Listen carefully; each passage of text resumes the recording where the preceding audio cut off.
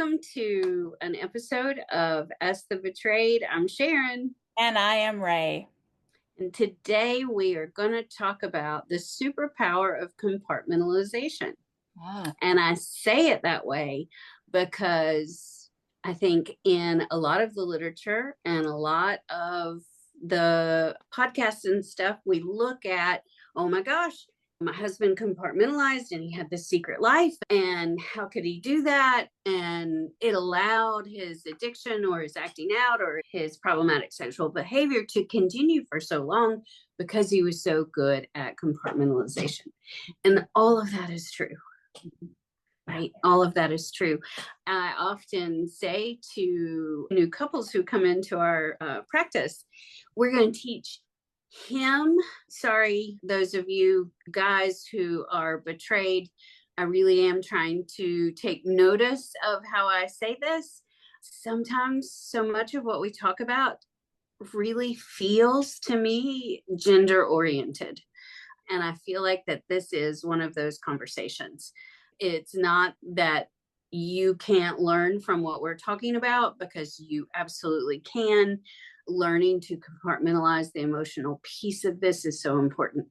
So we often find that we are telling new couples that come to us, hey, we're going to teach one of you to stop compartmentalizing so much, and we're going to teach the other one of you to compartmentalize.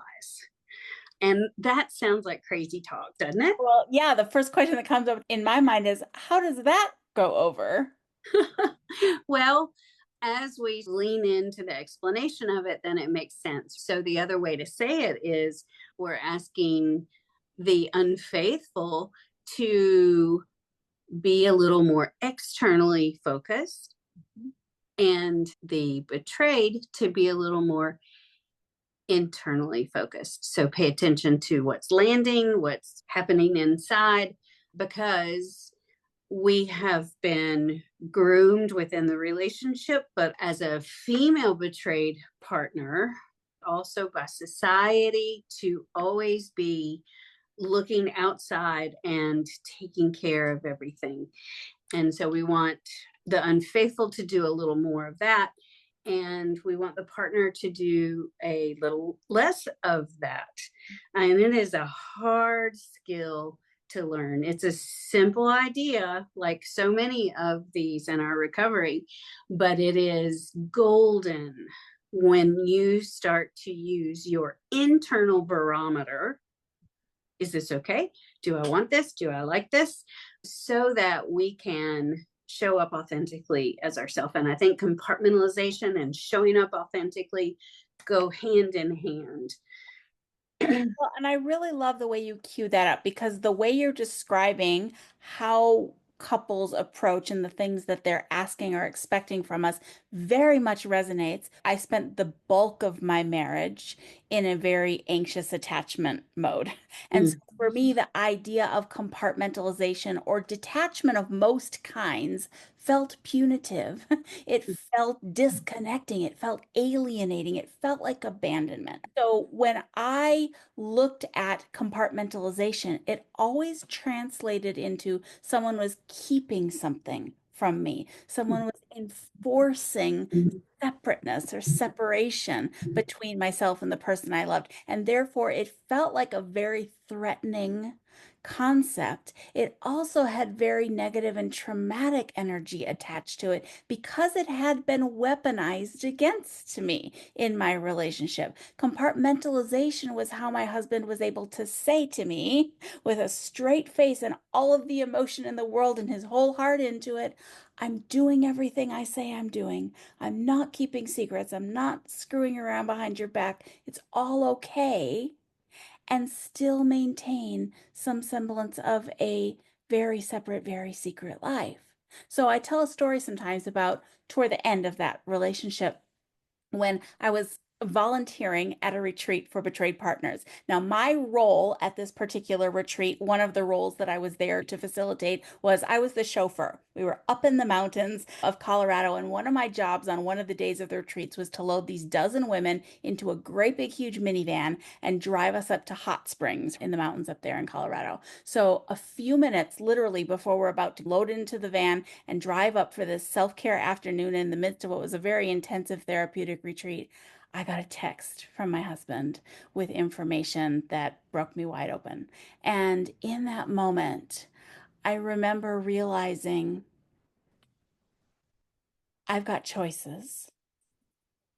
I can take the trauma of this moment and explode everything, or I can put it aside for the purpose of giving it the attention it deserves, the full attention it deserves later.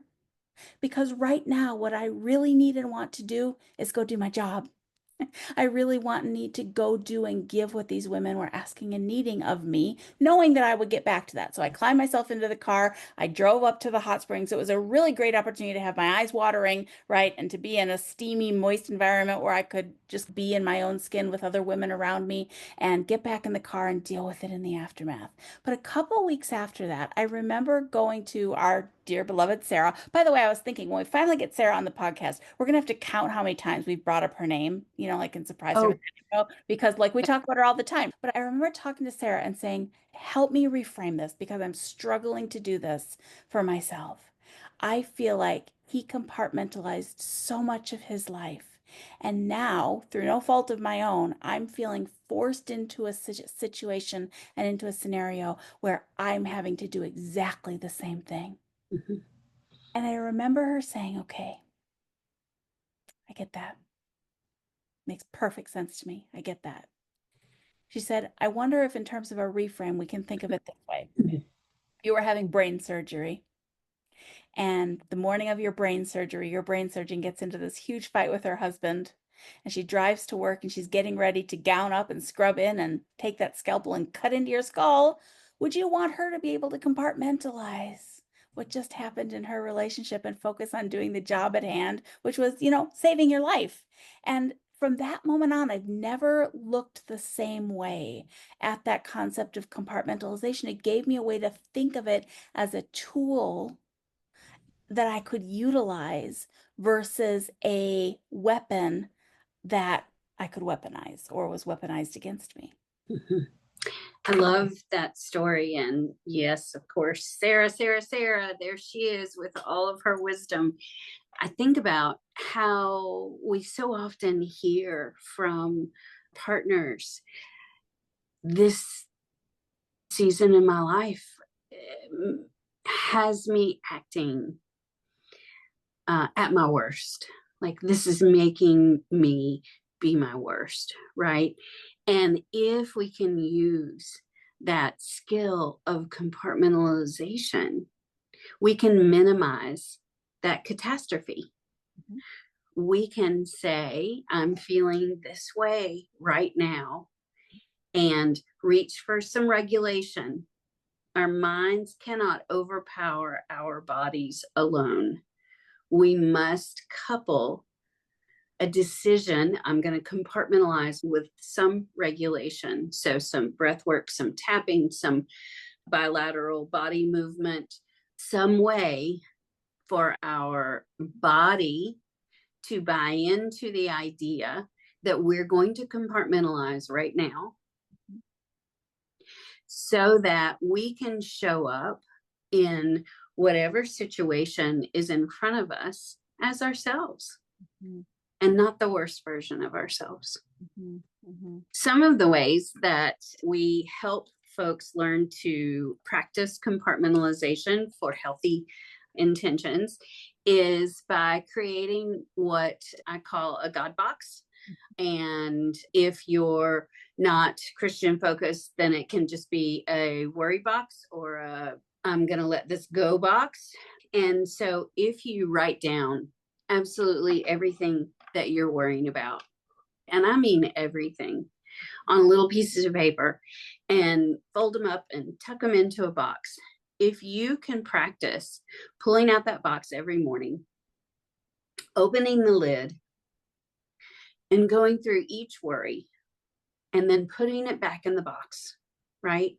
Part of that practice is sussing out, what do I have power over and what do I not? Do I have control over this? Do I not? The God box part of it is then saying, I'm giving this to you. Practice that. And sometimes, if you're really, really anxious, you might pull that God box out 3, 4, 5, 6 times in a day in order to spend the time with your worries, turn them over, and then carry on. Mhm. Yeah, that makes so much sense to me. There's a containment factor in that. Mm-hmm.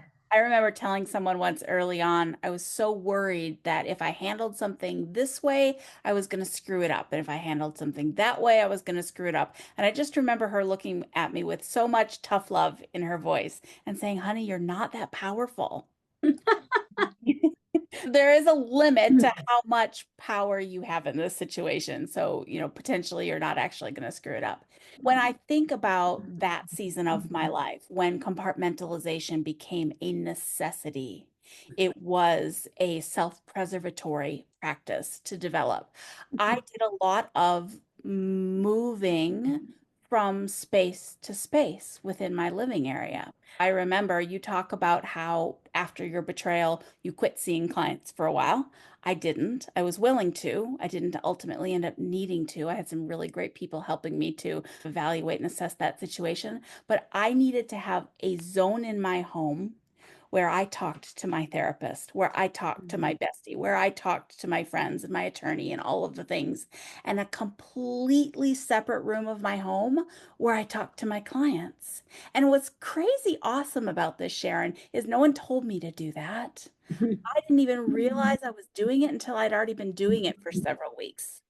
It was very intuitive, it was very instinctive. And I want to say, I think most partners have that very active, very self advocating part of them that finds those solutions when we stop pushing and railing and resisting against it. Right? That Uh, part of me that had to let go of the idea that compartmentalization somehow equaled a lack of integrity, a disintegration in my life, and then embrace for what it could give me versus thinking about all the things it couldn't or wouldn't. Imagine what it feels like for your brain to experience a little healthy compartmentalization. Oh, I'm going to take the kids and get ice cream, and I'm going to be really present for them. Your brain is probably like, oh, thank goodness. We're not having to do all of this heavy lifting. We're not having to think about all of these questions that we don't know how to answer and all of that. So it gives your brain a break and your body a break.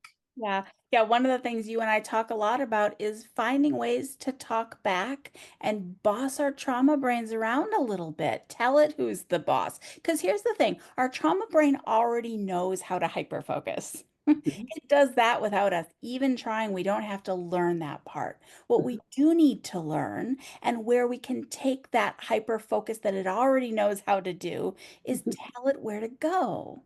So let's take your going out for ice cream and being present with the kids scenario. I remember reading once about meditation, and the guy was like, when your brain is trying to focus on meditation and it wanders to the grocery list or to whatever else is happening around you, bring your attention back with as much force as it takes a feather to move a cotton ball.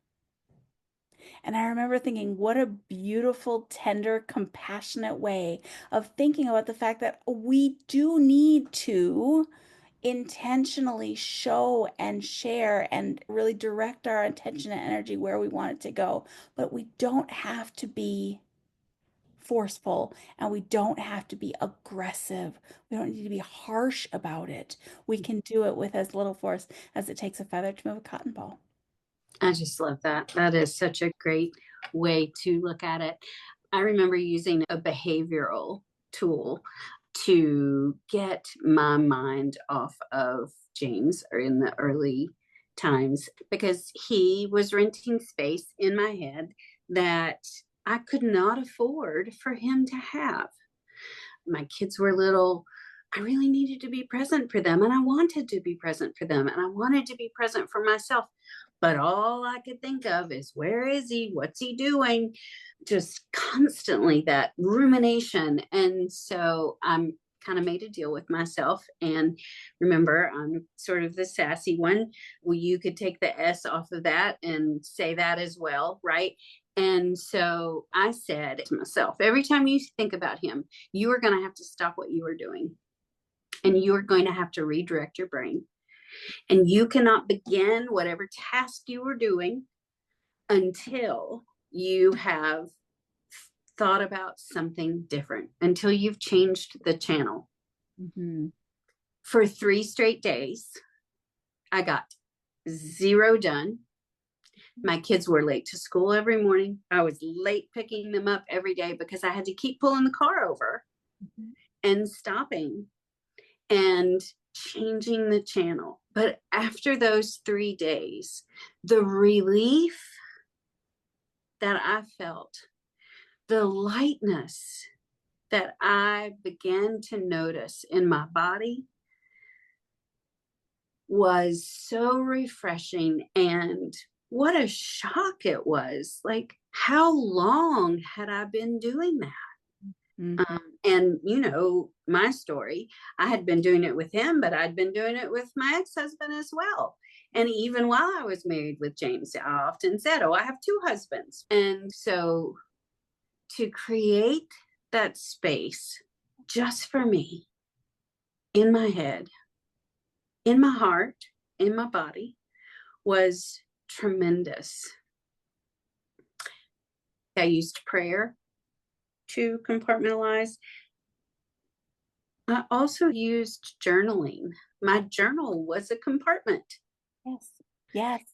A compartment you utilized to externalize what was going on Mhm. internally. For me, I did something similar. I wrote Dear God letters in my journal all the time. In fact, I found one recently from way back when. I'm still deciding whether I want to go and read through it or just toss it into the bonfire. Another resource that I really used was my best friend. We became close as I supported her through her divorce. Little did I realize that months later, she'd be supporting me through mine. We lived on different ends of the country, so our insomnia patterns just converged at the right time and place. And there were so many times when I would text her a short, simple check-in with what I knew I needed to reinforce for myself. So it usually sounded like something like, tell me it won't always hurt this bad. Or tell me I will get through this.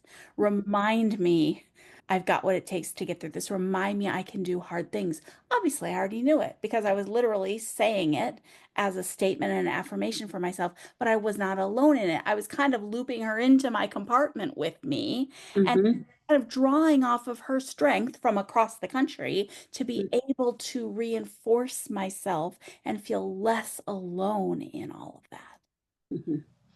So we are talking about anxiety Mhm. without naming it. So I'm now going to name it. Right? Nice. And I'm going to say that our bodies and our brains are not built to handle it. Hmm.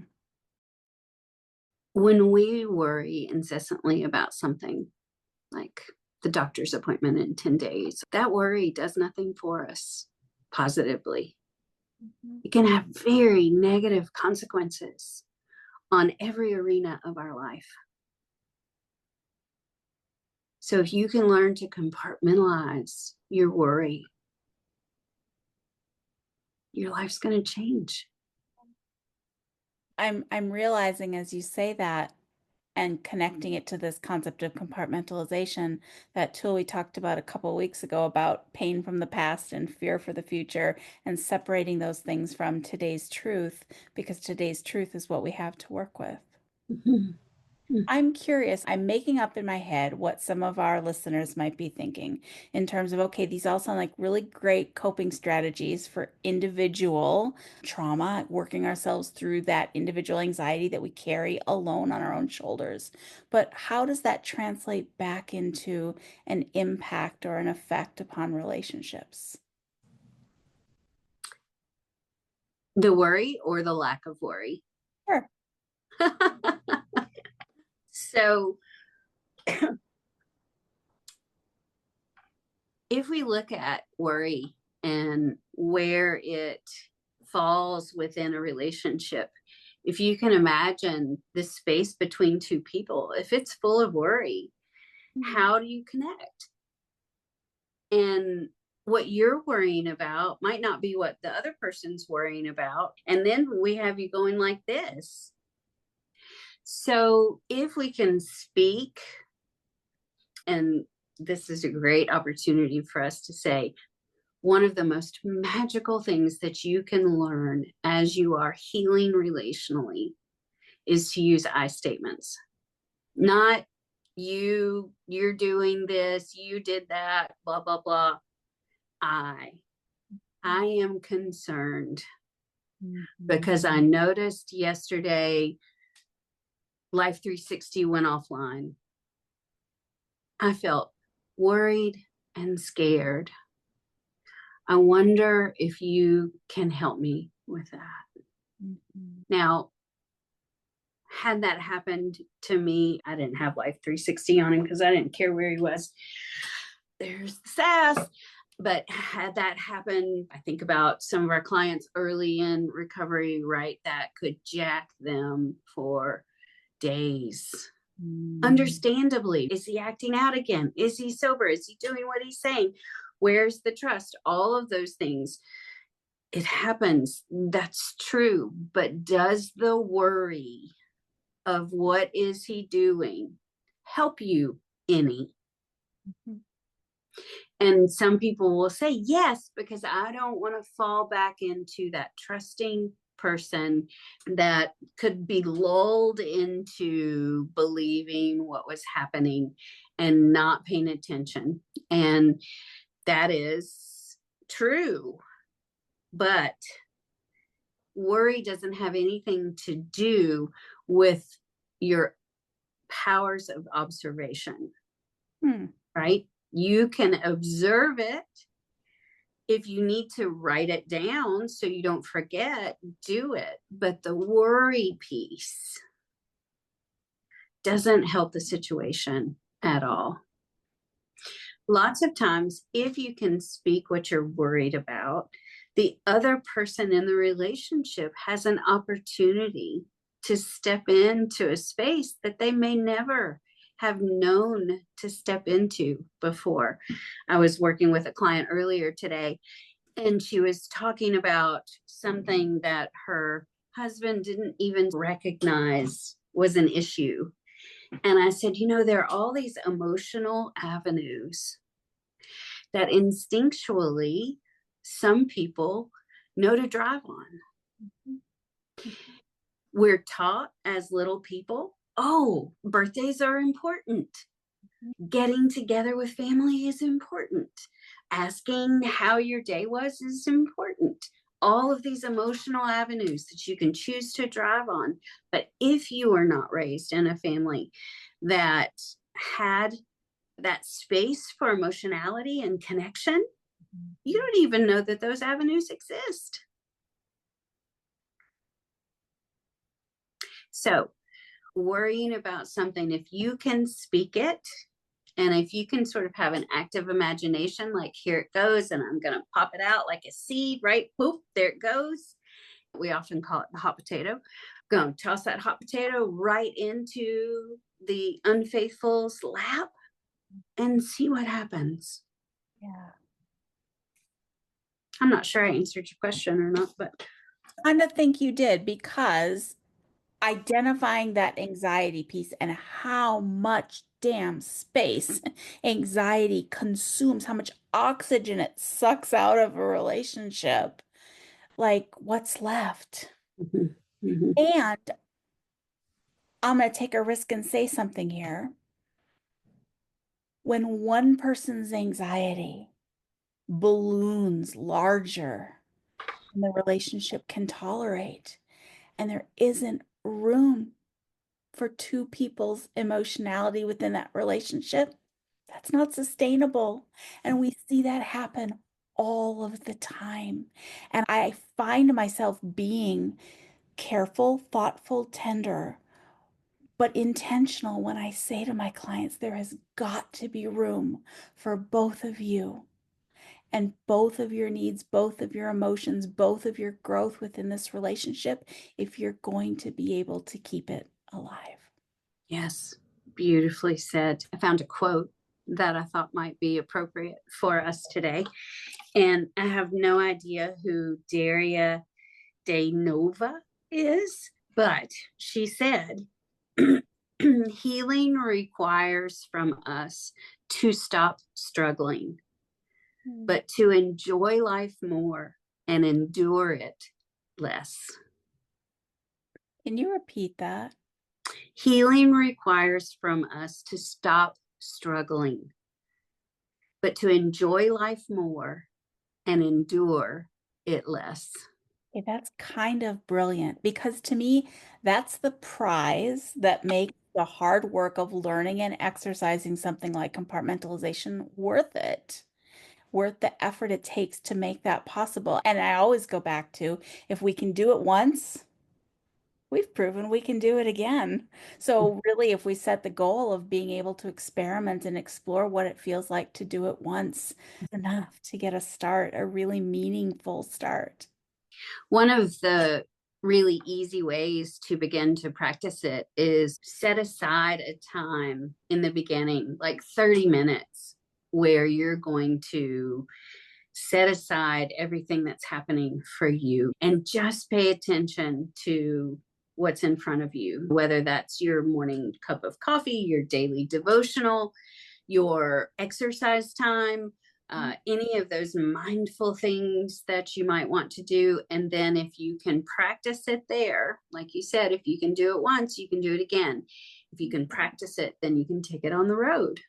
Yeah, I love that. I remember so vividly at the very, very, very beginning, I took a class, a stained glass mosaic class, where you took these beautiful colored panes of glass and broke them into little pieces and glued them onto a piece of glass in a pattern, and then you put grout on it. So it created this beautiful stained glass mosaic. And my husband was actually at his recovery meeting one night while I was sitting in the middle of my kitchen working on this project, and I looked up.